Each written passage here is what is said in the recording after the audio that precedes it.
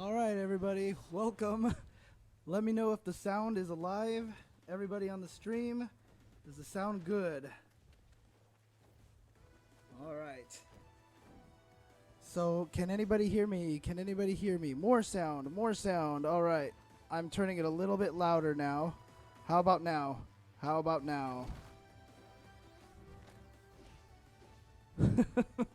Yes, definitely thanks to Flo for sending everybody over here from Bashi. I'm sure you guys are all having a great time watching Flo go crazy on that. So I am pumping it up. I am adding more and more and more volume.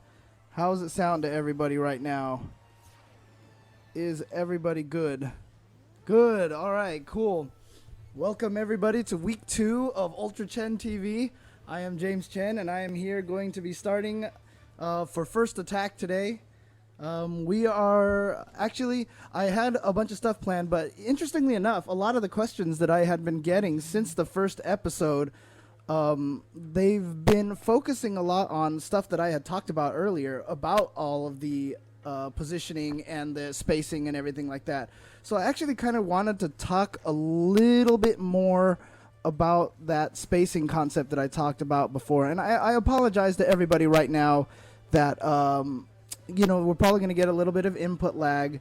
A lot of the issues that we're running into, the technical issues that we're running into right now, we were planning to get a Black Magic box, and I ordered it. It was supposed to come out in December. Not coming out right now, so it's actually coming out in March or something like that. So we'll see. We'll try to find out different ways to get this all working. And once we do, hopefully a lot of this technical problems will go away. Once I get that Black Magic box, then it's all going to be good. So, okay. All right. So I kind of wanted to continue a little bit on the concepts that we were covering last week, which is a little bit about the spacing and such, because spacing apparently is one of the, a lot of people seem to be very happy with that discussion about spacing. So I'm actually going to see if I can switch over. The mic is popping a little bit according to some of the people here. Master volume up, mic volume down. No problem. Let's do that. All right. So now the volume is the okay. So I have turned the you know what? This is yes. I think I figured it out. There we go. Okay, this is probably going to be a lot better for people right now. All right, so once again, of course, these are all different little things that we're trying to learn here, so I apologize to people. And yeah, this is technical. There we go. I'm going to turn the mic volume a little bit up, but it's probably not going to pop as much because I'm lowering the gain down a little bit. All right, how's it going now? Is it still a little bit too low? Still too low. Turning it up. See, now I can't. The problem with the fighting game community is I can't tell if I'm being trolled or not. But I definitely wanted to go a little bit more into the spacing concept here. And one of the things that we were actually talking about last week in terms of spacing, just to review for people who may have missed the very first episode, I had talked about one of the key fundamental things about Street Fighter being that, it's a distance game. It's a game about your relationship to the opponent. So here, I think we have Street Fighter here that I'm going to bring up for you guys.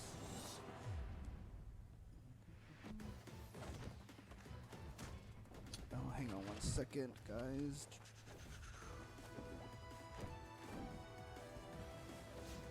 Right.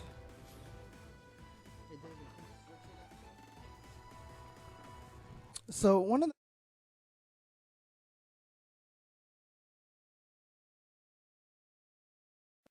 questions that somebody asked me at one point in time was the fact that a lot of different games have different kind of movement, have different kind of spacing. So some people have been asking, how does all those different kinds of movements and such, how do those things affect this dance that I had been talking about. So hang on a second here. Let us get this going here. And see, look at this. I'm actually going to try to do a lot of stuff here on the Xbox pad for you guys, because I remember a lot of people mentioning that, the Xbox pad is definitely stuff that most people have been using. And so I'm actually going to turn on Marvel here for you guys really quick and just kind of show you a little bit. And if this experiment doesn't work very well, I'm going to go ahead and switch to the joystick very soon. So one of the things that, a lot of people have actually talked about is, here we go. Whoops, not arcade mode. So, with a lot of different games, we have flying, we have air dashing, we have all sorts of stuff. In a Street Fighter game, it's really easy to talk about dancing and spacing, with your opponent, because it's so two-dimensional. You've only got one direction to concentrate on. It's really just about, if he's here or if he's here. And even when they jump, it's not that much of a variance. But when it comes to a game like, when it comes to a game like Marvel, all of a sudden you have all sorts of different movement options, and you have a lot more things to think about. So I'm going to show you an example here. I'm just going to pick some random characters. Apologize while I stare at the screen here. Once again, I'm staring at the TV over there, where as if, if I ended up had the Black Magic, the TV would be right in front of me, so I'd actually be staring at the camera. So, but yeah, so here we go. Yeah. It's amazing how one piece of equipment is going to make the big difference on everything here. But so one of the things that you're going to want to think about here when you're playing this game is because of stuff like air dash. So if this was a Street Fighter game, for example, this is kind of the stuff that I would be worried about. If I was Captain America, let's say I'm Captain America, I would try to stay out of Dante's range right here. This is the danger range here because this is light attack. So as Captain America, you're going to say, well, you know what? I do not want to get in this range, because as soon as I do, I'm going to get beat up by these combos here. Like this, right? So you're going to get free combos like that. And that is definitely not a good thing. Let me change the controller settings. Alright. There we go. So, one of the things that, like I said, in Street Fighter, this is all you're going to have to be worrying about. This kind of thing. Maybe you're going to have to worry about some special moves that Dante has, for example. Just to judge for the range.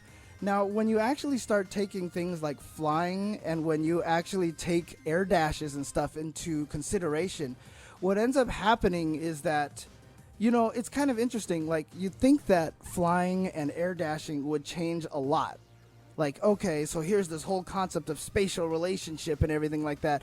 It's just actually another factor that you have to think about. And the best example here with Dante is his air dash. If you actually watch Dante's air dash, he has one of the best air dashes because he can air dash right away and get right over people and hit them on the other side with jumping B, like this, right? So you're seeing me do this repeatedly here. And so what happens is, now when you're playing against Dante, you're not, you're worrying about this distance here, but now with air dashing and flying and super jumping and such, you're adding another vector of attack. And so what happens with this vector of attack is now you have to keep this in mind. And this is how it actually changes the concept of spacing. And it's really interesting because one of the comments that you get a lot of the times when you watch Street Fighter, when you watch people play Street Fighter, one of the comments that they say is that Viper is not a Street Fighter character. Even top players like Latif who use Viper, they've actually said that, Viper is not a Street Fighter character. And this is why. Because in Marvel games, you have to think about stuff like these cross-up air dash Bs. And in Street Fighter games, normally these are not things that you actually have to take a look at. But for Viper, she has, air dash. She has Tiger Knee, Burn Kick, which does end up behind you. And it's a vector of attack that not a lot of Street Fighter characters have.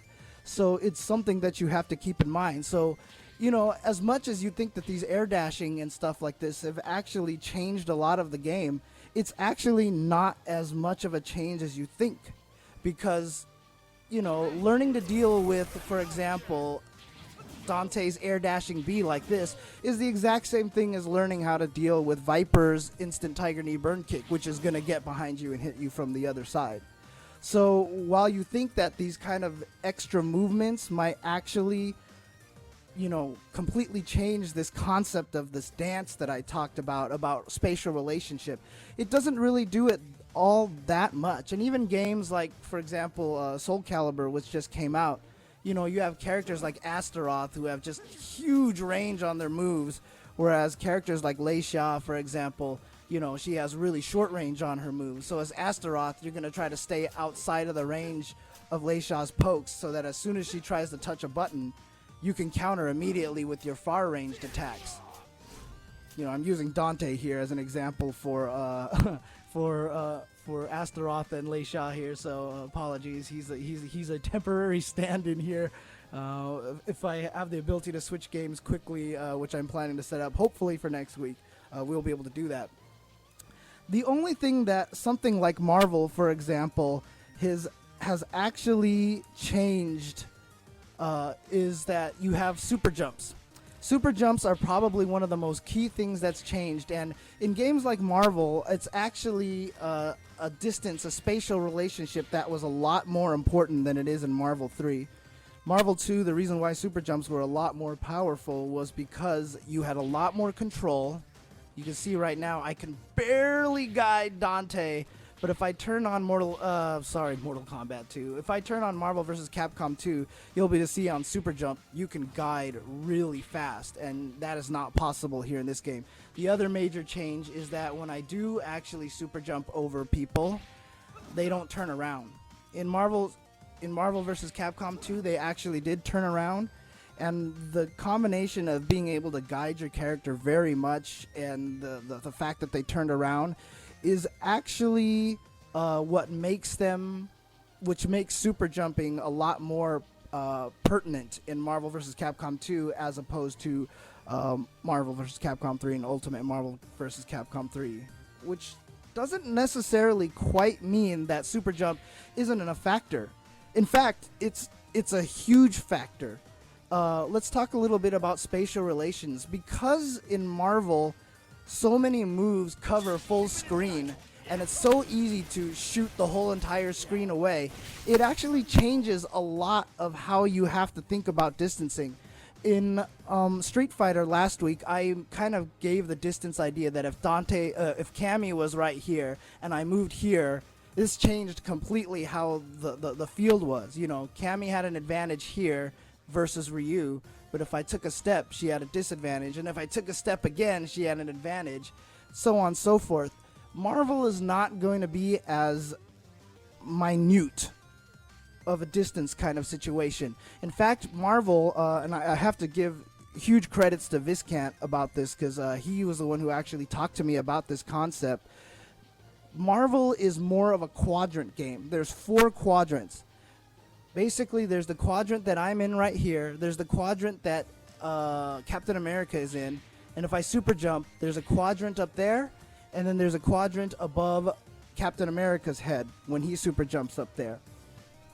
And when you are thinking about this, this is where it gets really important in Marvel. Because some characters, like Doom, like Wesker, who are both considered to be completely broken characters, when you start thinking about that spatial relationship of where they can attack and where you're safe and where you can defend, that's where things really start getting interesting. Because, I wish I had, here, let me do a character switch. I'm going to bring in Doom and I am going to bring in Wesker, and I'm going to show you guys why the concept of quadrants is so important. This is, again, something that Viscant pointed out to me, you know, why he actually thinks that Wesker is not as powerful as a lot of people think, because a lot of people are still playing it very Street Fighter based. They haven't started moving to a different level of thought with this game. Now, both Doom and Wesker kind of have a similar weakness area. And the weakness area is literally that quadrant, I'm going to call it quadrant 4. So Wesker here is in quadrant 1. Wolverine is in quadrant 2. Quadrant 3 is right there, super jumping above Wesker's head. And quadrant 4 is above Wolverine's head. That's the magic quadrant right there. Because Wesker actually cannot hit that area of the screen. And that's a huge important thing to realize. If Wesker super jumps, I can shoot diagonally down like this. If I'm on the ground, I can shoot here. But I have absolutely no way to hit quadrant 4. The best thing that I can probably do is try to teleport if Wolverine super jumps up there. And that's pretty much my only vector of attack to get into that area. So if you actually end up seeing, Wesker here going, oh, X Factor, your best opportunity to avoid this is actually to super jump into quadrant 4 and look for the teleport. But the problem is, obviously, when you super jump, what goes up must come down. So when you land, this is where you actually have to worry. Wesker's going to try to take advantage of you when you come down. But if you're a character like MODOK or something like that, for example, which you can stay in that quadrant, that's actually a very effective way to kind of negate what Wesker does. And it's very similar to, as well, with Dr. Doom as well. Because everyone's scared of, obviously, foot dive, right? Foot dive, But here's the funny thing about foot dive is that it goes diagonally down. Kind of like Wesker's gunshot. So Dr. Doom is also a character that's kind of vulnerable into that area. Dr. Doom's best courses of attack is to use this because his beams, he can only shoot diagonally down. He can only shoot like this. Or he can shoot these beams up here like that. And honestly, if you look at all the options that he has to shoot that part of the screen, maybe even try to throw some hidden missiles at you, they're not very effective. And those quadrants of the screens are actually very well covered by assists, which is why, if I have Doom on my team, I've actually learned to pick Strider Vajra assist because it actually covers that quadrant and it completely changes the dynamic of the team. So, that's kind of just a quick example that I wanted to get into about how, different spatial stages can actually affect that whole kind of dance, the relationship between two characters. And, I bring up one of these things, I talk about, a lot of people probably don't really realize this, but when they play, this is kind of how they play. They get into these different distances and they get into these different places that they naturally feel comfortable. And then when they actually get into a position where the opponent has the advantage, you feel the danger. You can't really quantify it in your head why you feel that danger, but that danger is there.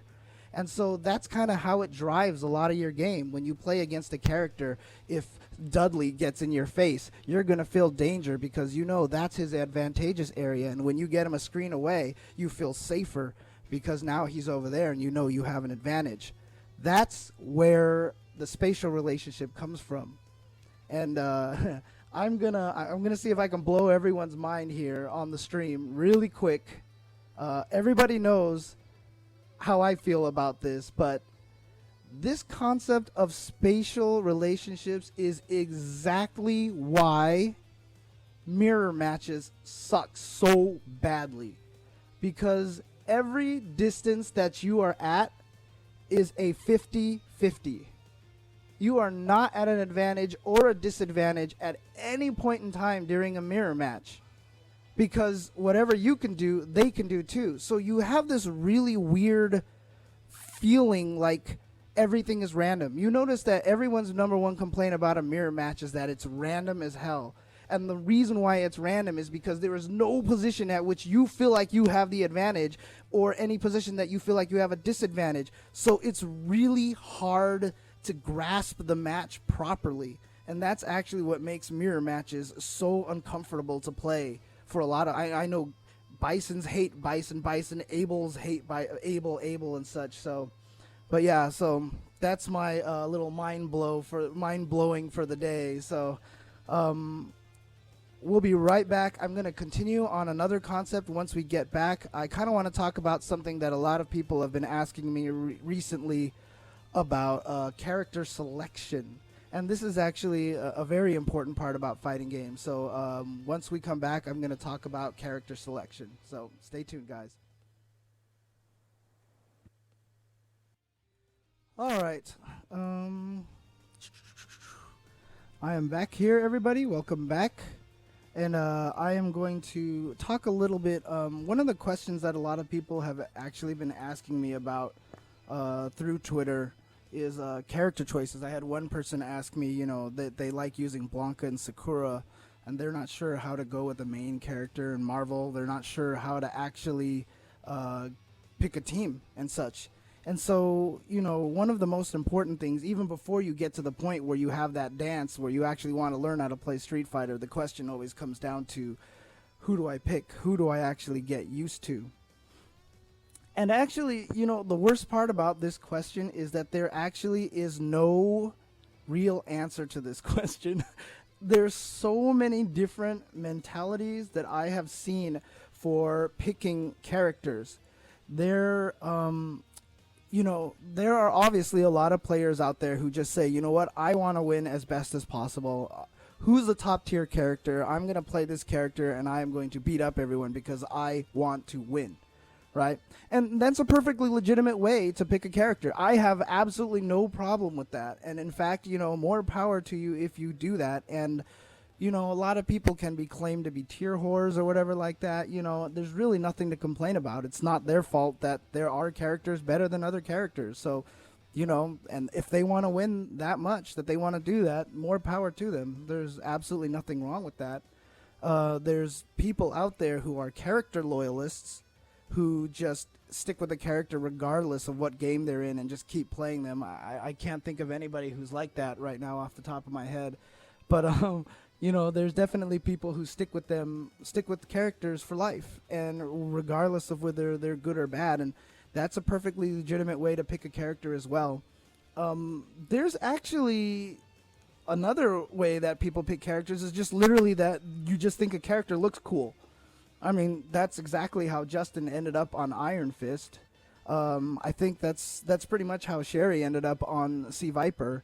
A lot of the times it's just all about a character. You just see a character and the character appeals to you. And I've talked to people about this. If you're new to fighting games, I actually think this is a very important thing to do. I actually would recommend, if you are brand new to fighting games, that this might be one of the first ways that you actually pick a character, is find a character that you just think is cool.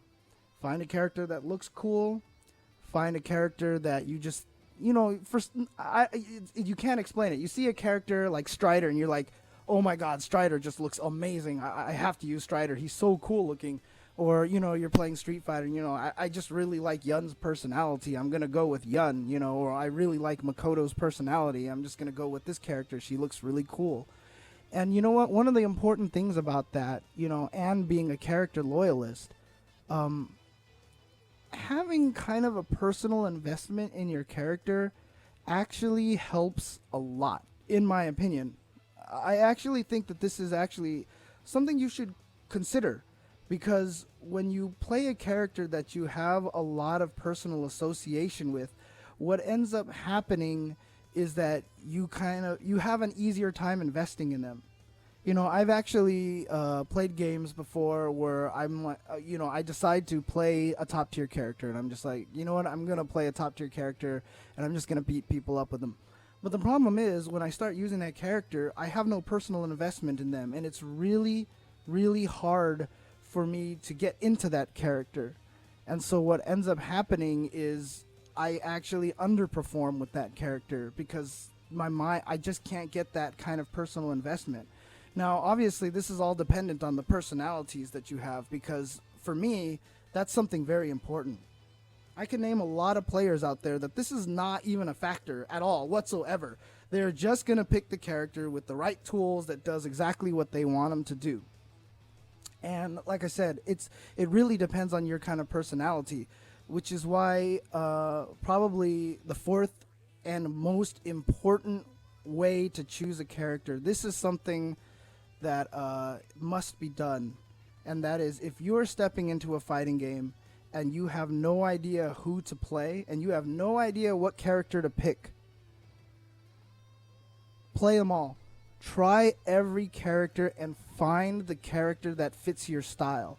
Obviously, there's 39 characters in Street Fighter, 50 characters in Marvel, so it's going to be hard to go. So use a lot of those other criteria to go first. Use your character loyalty to try a character that you like. Use the personality, go for top tier, whatever. Find a way to try a lot of the different characters and find the character that fits fits your personality. Because, for example, I like to play offensive game. I'm a very rushdown oriented player. And so that's why I play characters like Felicia and why, Cammy actually worked for me in Super Street Fighter 4 because she was a very offensive character. And these are the kind of characters that I like to play. I like to continue attacking. I can't play defensive characters. People have, said, oh, James, you should try using, Guile or something like that. And if I play Guile, it is the worst Guile. It is absolutely the worst Guile you will have ever seen. I'm terrible with Guile because I cannot play defensive. And there's absolutely nothing wrong with playing a defensive. It's a perfectly legitimate tactic, and it's a very effective tactic. And if you're good at it, then you should be playing Guile. But this is just one of those things that you have to keep in mind. Try to pick a character that fits your style. If you are a person who likes to push buttons, don't be picking defensive characters that just sit there and don't do much. If you're a person who, if you're a mind game person, for example, pick Ryu. Ryu is very mind game oriented. If you are a defensive player, pick Guile. If you are a player that loves mix-ups, pick Viper.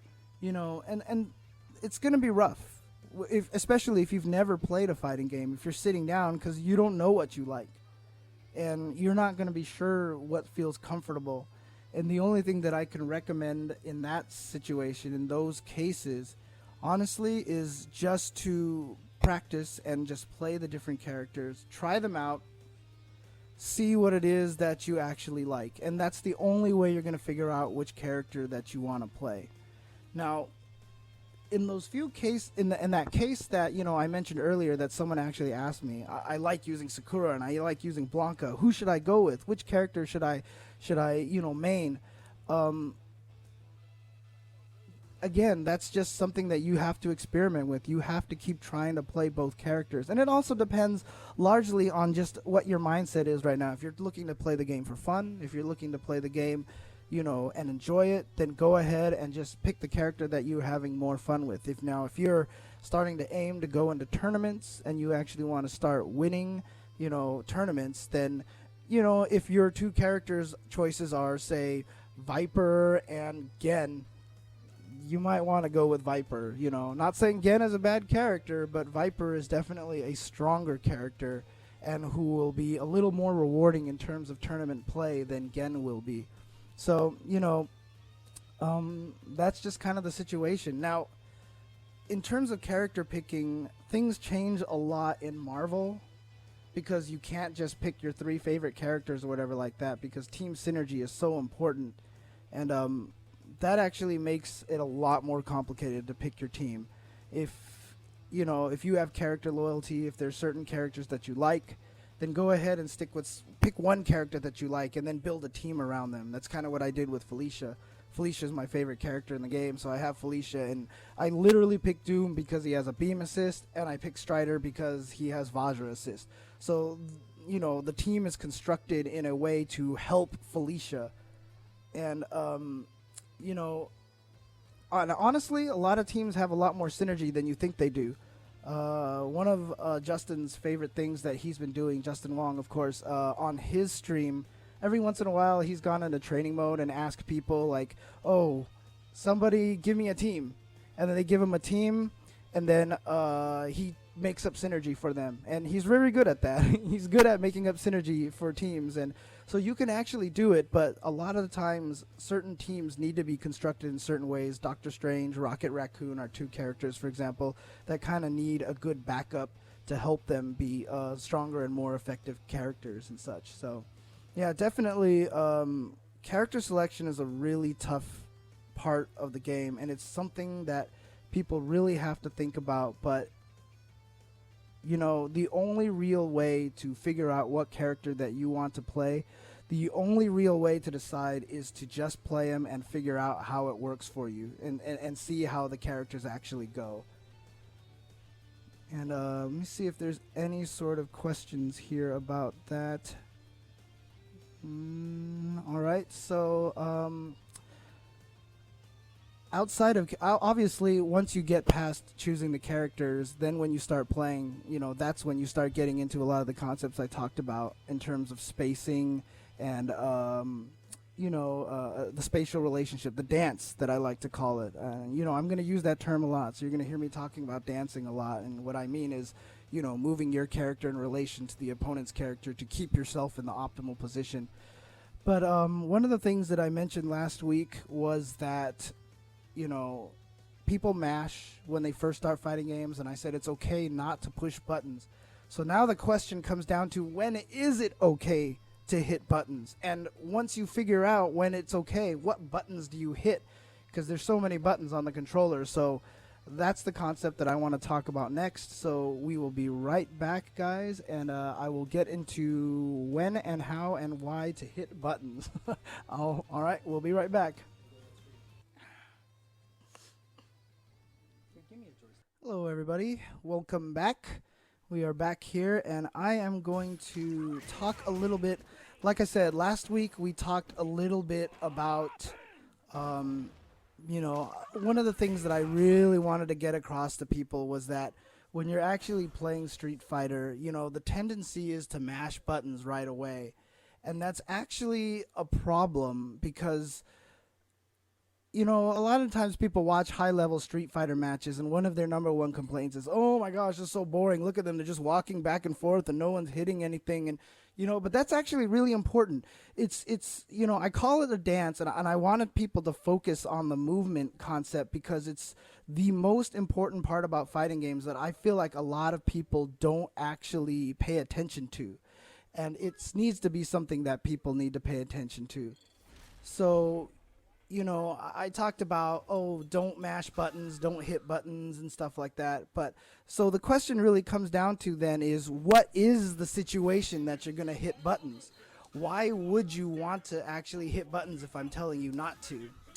So I am going to show you some examples here. And of course, I apologize to everybody. Yes, I'm using Cammy again, and everyone's going to be like, "Oh my God, here comes Cammy again, blah, blah, blah, blah." But she's the character I know the most, so most of the examples I can think of are coming from there. So here we have a situation where when you're walking back and forth, you're going to be wondering yourself, okay, so in these situations, Chen said that this is actually, whoa, I guess I'm yelling into the microphone. Sorry, guys. But there are certain situations where, you don't want to hit buttons. You want to get into certain distances and such. And this is actually where you have to start to learn what your moves are. You actually have to sit down and know what all of your buttons do. The tendency for a lot of people to play fighting games is they'll find a good button. Cammy standing roundhouse. Amazing button here. Probably her best poke. And so what people are going to find out is, this is a really good button, and they're going to focus on this button here.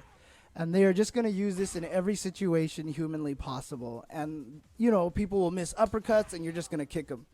And this is actually where you're actually going to have to start learning about other moves, start figuring out what your buttons do. For example, Cammy jumping roundhouse. Amazing move. Amazing move. But the biggest problem with Cammy jumping roundhouse is it actually doesn't hit very low. It actually doesn't hit a lot under her. There's a lot of characters that can throw moves out and punch her out of the air. For example, Akuma can actually far standing fierce Cammy's jumping roundhouse and punch her. Oh, yeah, you're right. Okay.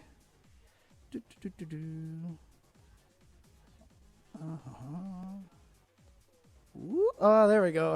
Now you can see it. Okay, so, a lot of, actually, let me show you this example here. Unfortunately, there is a lot of loading time here, so I do apologize that a lot of people have to, deal with these loads, but I'd rather show the actual examples than, you know, talk about it theoretically. It would be a lot more productive for you guys to actually see what's going on. So here, for example, what I'm going to do here, so I'm going to record Cammy to jump roundhouse me. I'm going to jump back. Now what I'm going to do here is play her back. And you can see right there, Akuma easily just standing fierce at the right distances. Obviously, if she gets too close, she's going to kick you in the head. But at the right distances, he can actually punch that. And it's because Cammy's jumping roundhouse doesn't hit low enough. And this is where it actually gets to the point where you have to learn what her other buttons are. And while her jumping fierce does not hit particularly low, it hits lower, so it actually has a better chance of beating Akuma. See, right there. So perfect example right there. And so this is the kind of situation where you have to learn a lot of the characters and a lot of what their moves are, because if you start getting hit out of the air by an Akuma standing fierce like that all day, and you've been relying on Cammy jump roundhouse all day, there's going to be huge problems. You know, you're going to run into situations where you do not know how to stop this, and this is going to be a problem, and you are going to get owned up by this move. So once you start experimenting with a lot of the different buttons, that's what becomes very important. So back to the original question again, you know, what buttons, when do you hit buttons? Where do you actually hit buttons? And that all depends on your characters, and once you start learning what their moves are. So for example, with Ryu, you start learning how to throw fireballs at the right distance. And then with characters like Cammy, you're going to learn how to, you know, use standing roundhouse at the right distances. Low forward doesn't particularly reach far, so you're going to know that at this distance here, when I'm dancing at this distance here, low forward is not a good button to hit. You know, standing roundhouse is going to be the button that you want to choose. But, you know, it kind of gets to the point where you have to be aware that your opponent is also going to be aware of these kind of things, that when your opponent, if he's familiar with your characters. So, you know, standing roundhouse is a great poke, but if your opponent jumps over it, they're going to punish you for free. So, you know, you can't just kind of go willy-nilly with these buttons. You have to start fighting minor buttons. And, of course, the other problem with these moves is if your opponent blocks them, you get yourself pushed back a little too far. So it's hard to maintain pressure. So you start learning how to use different buttons that don't push you back as far so that you can actually try to get in closer, because Cammy is what you need to do. That's the way you actually play. You have to get in close. And so once you start learning what the buttons are, what your special moves do, what range they actually hit, these are things that you're going to have to study. And this is definitely higher level tactics. So while you're playing this dance, learning which of your buttons hits at certain ranges is going to really help you learn what is an advantage distance, what is a disadvantage distance from your opponent. And, you know, if you find yourself playing against a jury, for example, and she starts hitting you a bunch of times when you're trying to get to a certain distance, you're going to have to start learning that that's a bad distance, especially if you've exhausted all your button options and it's not working. So it's going to take a lot of experimenting, and also it's also very important to go to forums, start asking other people. You know, there's going to be a lot of things that you're not going to know about that that are actually going to help you. The reason why I picked this particular matchup here on the screen is because I read somewhere that was describing, I don't know jury very well at all, that there's a distance here, for example. Oops, let me try that again.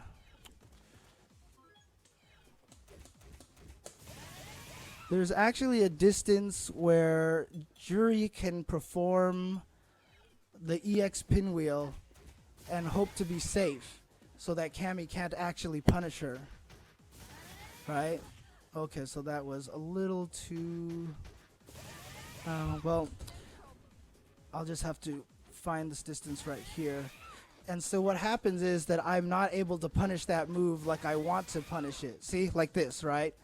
But in these kind of situations, this is where learning all of your buttons right now are super important, because what you'll actually find out is that certain buttons can punish it.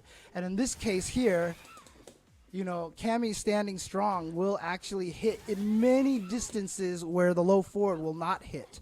And because Cammy standing strong is actually bufferable, you're actually going to be able to punish it a lot better. Well, okay, I keep actually walking into the magical distance where it's not going to work. But in that situation, you can actually hit it. So, yeah, that's actually, so one of the things that you have to learn is all the different buttons that you have. If you don't know about stand strong, you're not going to be able to punish jury properly a lot of the times, when you actually need to.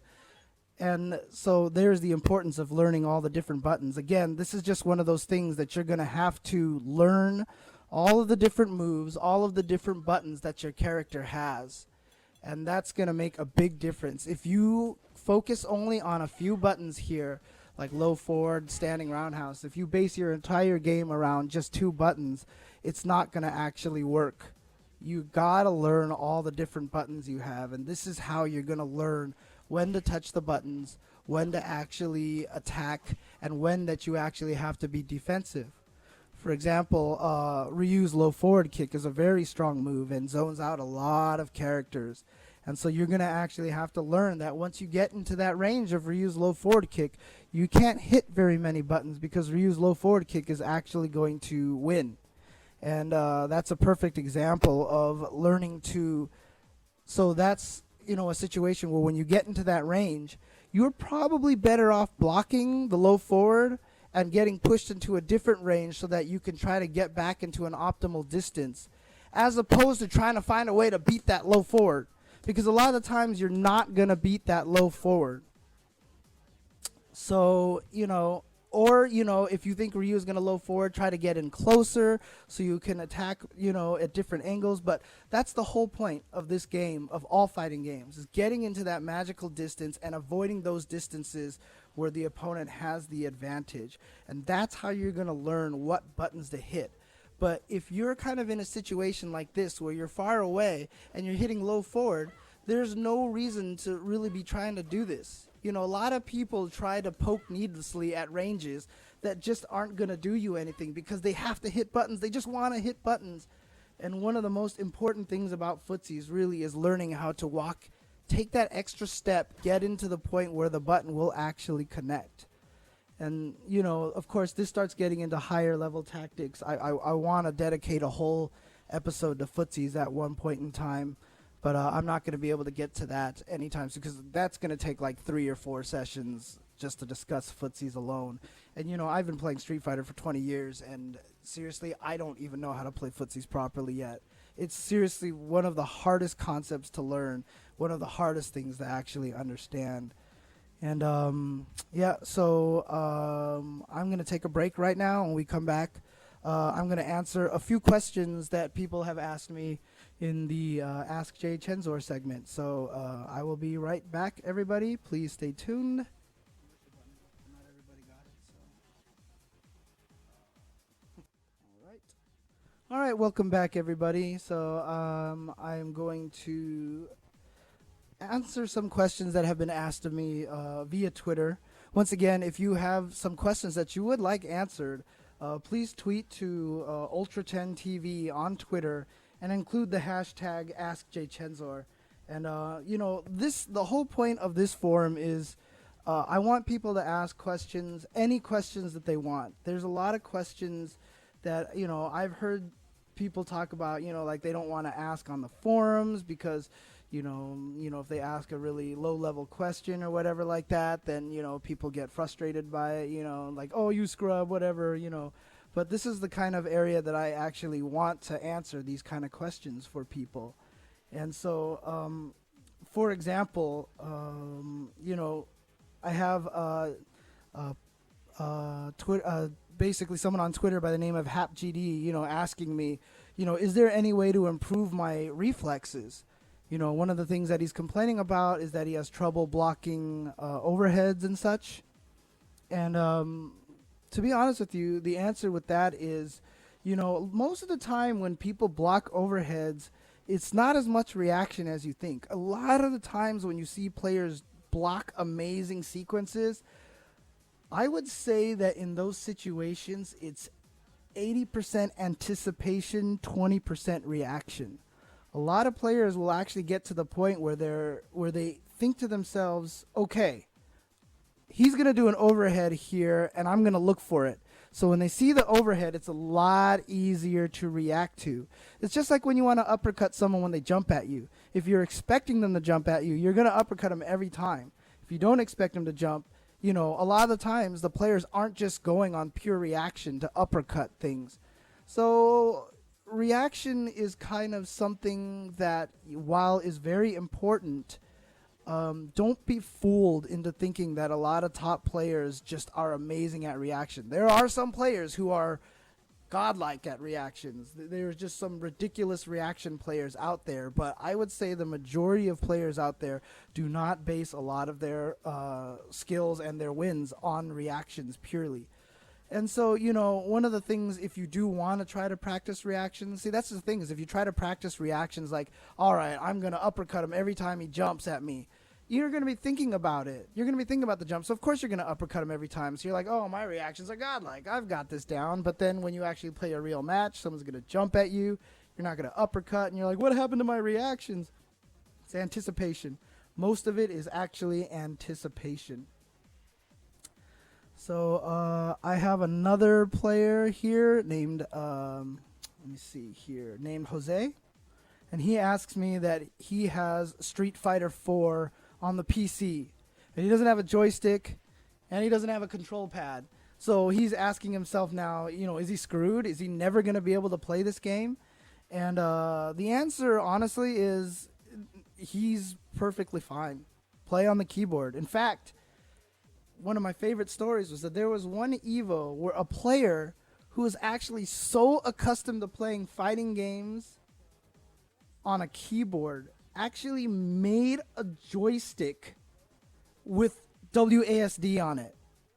It was literally a 6-button joystick with WASD instead of a joystick. And that's how he played. He had gotten so good at using the keyboard that was the best way he can play. And, if that's what you're going to grow accustomed to, you're actually fine. People can get used to all sorts of different controls. Somebody else asked me the question, if, it's a player named James asks me, do you recommend for a long-time pad player to transition to fight stick in order to prove their game? And at this point, it's moot. At this point, whether you're on a pad or a joystick, you can't really say anything. I mean, look at Wolfcrone, right? I mean, he's could very well be the best player in the country right now, and he is a pad player. We have players like Snake Eyes and Vangeef and all sorts of guys who are working on the pad. Fnatic is an excellent Marvel player. So you have all these people playing on the pad. There really is very little. Oh, wow. So, yeah, last week at Top 3 at Wednesday Night Fights, we had a hitbox player in UPA, we had a pad player in Fnatic, and we had a joystick player in Combo Fiend. It doesn't really matter these days anymore. It's obviously there are advantages to the different controllers. There are a lot of advantages to the joystick that the pad does not have. But don't feel pressured necessarily to change because you feel like you have to. There are many different like I said, there's advantages to different controllers. I do feel like the joystick is probably the easiest to help you get to a higher level just because it's focused and it's designed exactly for that purpose. It's designed specifically for fighting games. A pad, for example, is designed for first-person shooters and platformers and fighting games and everything. So obviously, it's not optimized for fighting games. These joysticks that are being made by Mad Catz and Hori and Adark and such, they are optimized for fighting games. So there's going to be a lot of things about them that make them preferable. So while I do think the joystick is probably the it's going to help you a lot, Don't feel pressured. If you feel comfortable on the pad, stay on the pad. If you feel comfortable on a keyboard, stay on the keyboard. Transition only if you really feel like it's going to be something that's going to help your game. And let me see if and there's one more question from a player named Peter that I really wanted to address. I could go on about this one for like 15 minutes probably, but he says, any tips on learning how to read players better? And one friend keeps beating me even though I'm better at combos. And one of the things I really want to mention is that, combos are an execution thing. They are getting your damage, the most damage out of the situation that you are given. But if you can't land your combos, they are not that important. Combos are not going to win you games. They are an important factor for maximizing your damage, but they should not be something that you should take into account, you shouldn't think to yourself, I want to be great at this game, so I'm going to practice my combos. That is not how you should approach the game. Like I said, a lot of the game is more based on distancing, on figuring out how far you are from opponents. And, definitely different games are going to be different levels, right? Guilty Gear, for example, definitely a very execution-heavy game, very combo-based. Marvel, very combo-based game. Street Fighter, not as much. But I'm going to tell you right now, I have some of the most amazing combos in Marvel, and when I play top players, I never hit them with it. I cannot hit them with it. So I can sit there and practice combos till I'm blue in the face, and I am never going to win in Marvel versus a lot of top players because you are just not going to hit them with it. So, it doesn't, if your opponent is beating you, even though you have better execution and better combos, there's a lot of other things that you got to start teaching yourself, a lot of fundamentals that you're going to have to learn. I always joke, you can take a game and strip out all of the execution possible. I made the comment that if there was a fighting game with a throw button that didn't do anything but throw, and a roundhouse button, and it was just Ryu, and you turned off all special moves, and all you could do was throw, standing roundhouse, low roundhouse, and jump roundhouse, and those are the only things that you could do, a top player would still destroy you for free. Because it doesn't matter what combos he can do, it doesn't matter what he can actually produce, it's the fundamentals that he is going to use, and he will beat you for free. Even with those kind of limitations, taking that much out of the game, a top player is going to beat you probably 10-1, 10-0, just because his fundamentals are stronger. So don't sit there and try to focus on combos and such like that. Definitely focus more on why you're taking damage, why your opponent is hitting you, and why you can't hit your opponent. And at that point, once you figure out why you can't hit your opponent and you start solving that issue, that is when your combos are going to matter. And so that's the last question that I'm going to go for. Once again, I want to encourage everybody, please send some questions, ask any questions you want, ranging on any topic, how do I start up my own scene? How do I run a tournament? What do I got to do what's the best grip on a joystick? Ask me any questions that you want. Tweet to @UltraDavidTV and put the UltraChenTV, sorry.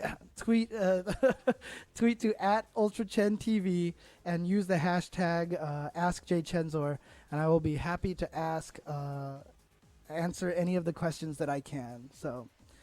But I'm going to go ahead and we're going to take a break, and that's it for my show for First Attack this week. Stay tuned, guys, because we are going to go over to Ultra David, where he is going to go over a match. Was it Zangitan versus some Dalsum? So it's going to be a Zangief Dalsum match. So yeah, stick around and watch him break down this match, guys. So all right, we'll be right back.